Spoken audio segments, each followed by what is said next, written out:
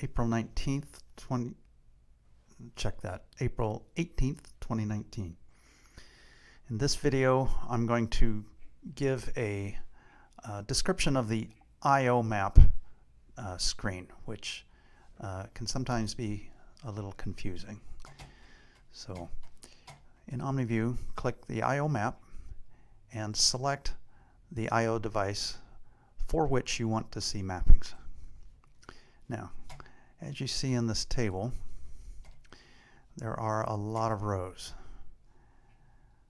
I want to explain how to use the filters at the top here to drill down and weed out the things you do not want to see. So you can reduce the number of rows that are being displayed in this table. The first thing is to select the level of I/O parameters or I/O mapping points that you want to look at. So there are 4 different levels. There's analyzer, which still has a lot. There's channel level.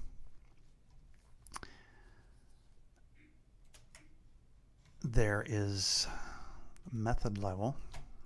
These are your answer methods. And there's the group level. I don't currently have any groups to show, so nothing is showing up here. Let's go back to, say you wanted to map an answer method to your digital DCS system. So you would select method. Answers are written out as analogs, and they are outputs. And so now I've reduced the number of rows to just these rows. These are methods that I have in my system. If, let's say, you wanted to map a digital output for, say, the analyzer, you could select analyzer, digital output. These are the digital outputs that are mappable at the analyzer level.